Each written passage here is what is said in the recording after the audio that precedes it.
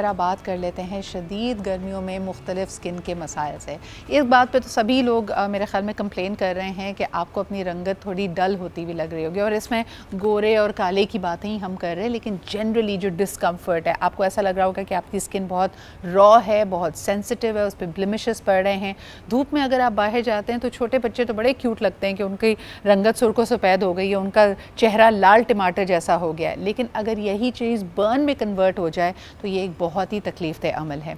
तो अगर आपकी स्किन बर्न हो रही है तब आप क्या कीजिए, उससे प्रिवेंशन क्या हो सकती है, और खुदा ना खास्ता अगर ये डैमेज हो ही चुका है तो इसको फिर हील कैसे करें, इसको रिवर्स कैसे करें। आइए ज़रा इससे गुफ्तगू को शुरू करते हैं। हमारे साथ मौजूद हैं doctor Faria Khan, who is skin specialist. Thank you so much Faria for making time for us. Thank you Sidra. मुझे लगता है कि हम बच्चे जब बाहर से खेल के आते हैं तो हमें बड़ा अच्छा लगता है कि वो बिल्कुल फ्लश्ड हैं और गुलाबी गुलाबी से हुए हुए हैं, but this could also be a burn. तो बच्चों को अगर वो वापस आएँ and you seeing this on their skin तो क्या करना चाहिए? सिद्रा, यूजुअली हम जो एशियन स्किन टोन्स हैं उसकी ख़ास बात यही है कि हमारे सन बर्न कम होते हैं और सन टैनिंग ज़्यादा होती है। सही। टैनिंग इज़ ऑलवेज़ रिवर्सिबल अगर उसको सूथिंग एजेंट्स दिए जाएं, कूलिंग एजेंट्स दिए जाएं, सर्टेन क्रीम्स आती हैं जो हम प्रिस्क्राइब करते हैं, तो उससे वो रिवर्सिबल हो जाता है। सन बर्न अगर किसी को हो जाता है तो it will take considerable time. ठीक है। उसमें फिर एक एग्रेसिव थेरेपी रिक्वायर्ड होती है। अच्छा, आमतौर पर मैंने देखा है छोटे बच्चों का आपको बर्न का उस तरह पता चलता है कि वही पार्ट जो पहले गुलाबी हो रहा था वो थोड़ा सा स्केली, खुरदरा और ड्राई हो जाए। उस वक्त लगाना क्या चाहिए बच्चे की जिल्द पे? यूजुअली मैं अगर आपको होम रेमेडीज़ की बात करें तो एलोवेरा, ठीक है, इस तरह के टोमेटो का पेस्ट लगाने से ये जो कूलिंग एजेंट्स हैं फ़ौरन मदर्स अगर ये लगा लें तो बच्चे का रिवर्सिबल हो सकता है। इसके अलावा हम जो देते हैं वो हम कैलामाइन बेस्ड लोशंस देते हैं जो स्किन को सूथिंग और कूलिंग प्रोवाइड करते हैं। बेसिकली मेन स्टे यही है कि आप वो चीज़ें लिखवाएं डॉक्टर से जो आपकी स्किन को कूलिंग और सूथिंग एजेंट्स के तौर पे मिले। एक और मैंने बड़ा ट्रेंड देखा है, क्योंकि अभी ईद भी गुजरी है, तो a lot of boys, a lot of main जो बेचारे सन एक्सपोजर जिनका ज़्यादा होता है, स्किन ईजिली बर्न होती है, वहाँ पे तो मेलानिन कोई काम नहीं कर रहा, वो टैन होने के साथ साथ बर्न भी हो रहा है। अगर आपने अगर आप धूप में बाहर निकले हुए हैं तो जो जगह, जो एरिया आपका एक्सपोज्ड है वहाँ पे आपको बहुत difference of your skin tone नज़र आ रहा है।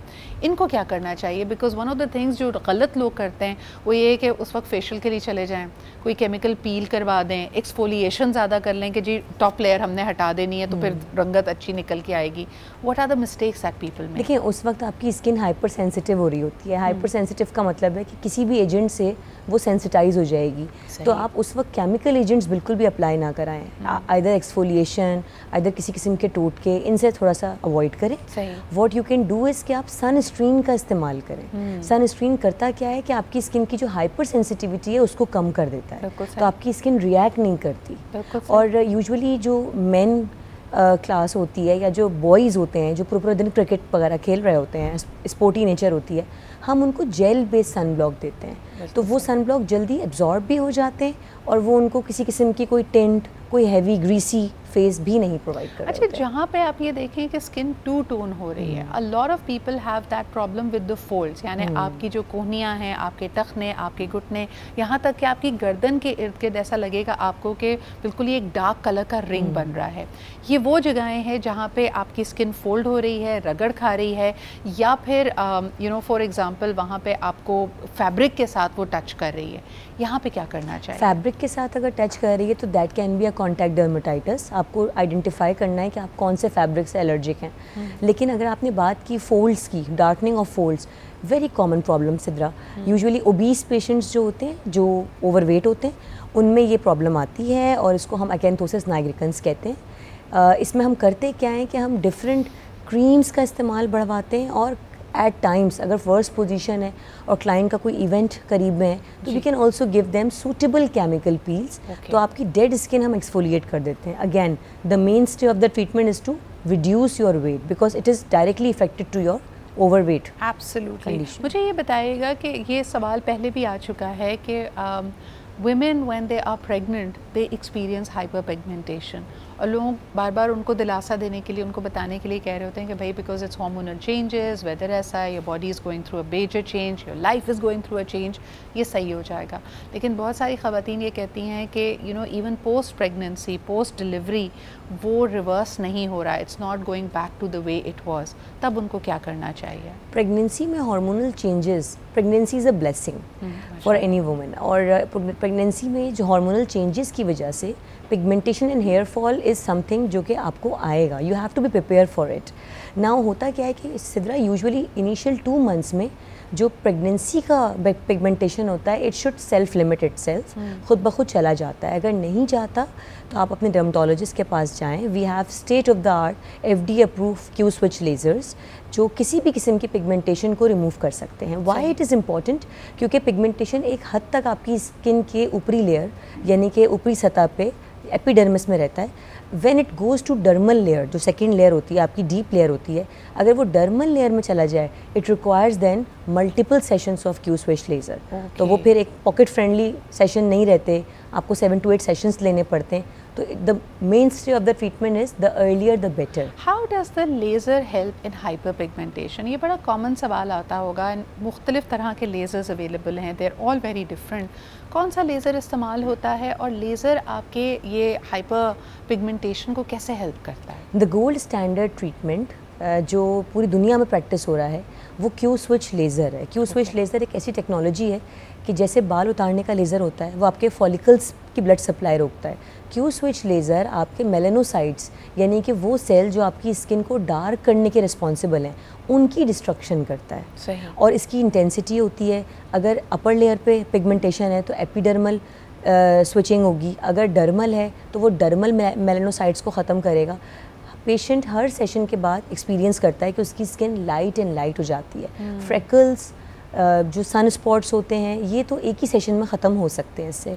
इवन सिद्रा डार्क सर्कल्स एक बहुत ही कॉमन मसला है, तो डार्क सर्कल्स का भी अब मेन स्टे ट्रीटमेंट जो है वो FDA ने और थ्रू आउट वेस्टर्न कंट्रीज़ में वो क्यू स्विच लेज़र के साथ कोलेजन इंडक्शन थेरेपीज़ दे रहे हैं। अच्छा, हमारे यहाँ एक चीज़ जिस पे बहुत कम बात होती है कि अगर आप ऐसा कोई भी ट्रीटमेंट कराएं, जैसे gold standard Q switch lasers हैं, कई लोग उसकी आफ्टर केयर सही नहीं कर पाते। आप ये करने के बाद you can not go out in the sun. ये तो मेरे ख्याल में लेज़र, किसी भी तरह का आप लेज़र कराएं तो आपको ये पता होना चाहिए कि आपको अपने आप को सन एक्सपोजर से बचाना है। But are there other things that you know somebody has to be careful about? Q switch laser is very safe in this regard. It doesn't require rigorous aftercare and downtime. कोई redness नहीं होती। Usually patients come to me during their lunch time break, they get it done and they go to office back.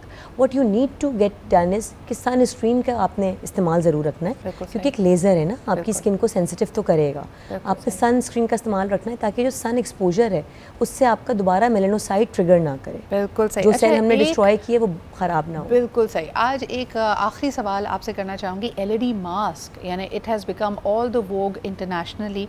बहुत सारे लोगों ने इस पर invest किया हुआ है। उसमें ब्लू लाइट अगर निकलती है तो वो आपकी एक्ने और ब्लेमिशेस के लिए बड़ी ज़बरदस्त होती है। इंफ्रा रेड रेज़ एनीवेज आपकी स्किन की हीलिंग, आप जॉइंट्स वगैरह के लिए तो पहले भी लोग लैंप लगाते थे कि इससे हीलिंग बड़ी अच्छी होती है। But you know having it as an LED mask, What are some of the things that you need to know?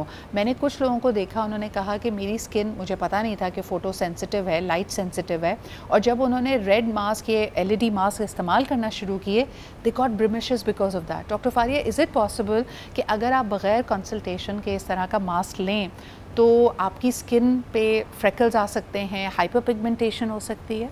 Sidra, there are so many parameters of LED mask. उसमें रेज़ हैं जी। मैं अगर इसको बहुत ही कॉमन करके समझाऊं तो रेड, ग्रीन, ब्लू, ये आपकी नज़र में तो एक रंग है एक क्लाइंट की नज़र में, लेकिन हमारी नज़र में ये इंटेंसिटीज़ हैं। इसमें आपकी एज मैटर करती है कि आप किस एज पे करा रहे हैं, कितनी दफ़ा आपने प्रीवियस एक्सपोजर्स लिए हैं इसके, और स्किन में बहुत सारी डिजीज़ का इलाज भी इससे मुमकिन है। Now anything can go wrong if you are in wrong hands. So गलत चीज़ का गलत इंडिकेशन पे इस्तेमाल definitely brings you a lot of complication in this regard. सही। इनकी अपनी अपनी इंडिकेशंस होती हैं। फॉर एग्जांपल ये तो ज़्यादातर जो डू इट एट होम, अब तो मैं देख रही थी कि इवन जो आपका लेज़र हेयर रिमूवल लेज़र है बहुत कम इंटेंसिटी के साथ IPL लेज़र्स आप घर पे डिवाइस यूज़ कर सकते हैं। इसी तरह लोगों ने LED मास्क या अपने लिए घर पे ये चीज़ें ले ली हैं। Do you recommend it? I don't recommend it. Why? Because IPL is proven to get back your lost hair. It has to come back. मतलब ये आप अपने ऊपर से मिथ हटा लें कि 2 इयर्स के बाद आपका बाल नहीं आएगा। 2 इयर्स के बाद बाल आएगा और उसने आना है। ये स्टडीज़ कहती हैं, क्लिनिकल ट्रायल्स कहते हैं, थ्रू आउट वेस्टर्न कंट्रीज़ ने ये साबित किया है और अब एशियंस में भी ये कॉमन हो गया है। What it is helpful for somebody who has no access to the lasers and you know people living in abroad, they are reluctant to go into the skin aesthetic clinics there, so they can get it done, but it's a short term therapy. Long term therapy mein usually we have Nd:YAG and diode lasers which are proven, they are FDA approved, and once आपका जब follicle का blood supply ख़त्म हो जाता है तो फिर वो वापस नहीं आ सकता। So you have to do your research before it. हमने शुरुआत की थी hyper pigmentation, hair removal, these are very common things, लेकिन ऑफ कोर्स जब आप लेज़र करा रहे हैं तो वो एक एक्सपेंसिव रिसोर्स इंटेंसिव चीज़ है। उसके लिए आपका राइट स्पेशलिस्ट की चूज़ करना और अपने पास तमाम इन्फॉर्मेशन होना बहुत ज़रूरी है। Thank you so much doctor Faria for being here with us.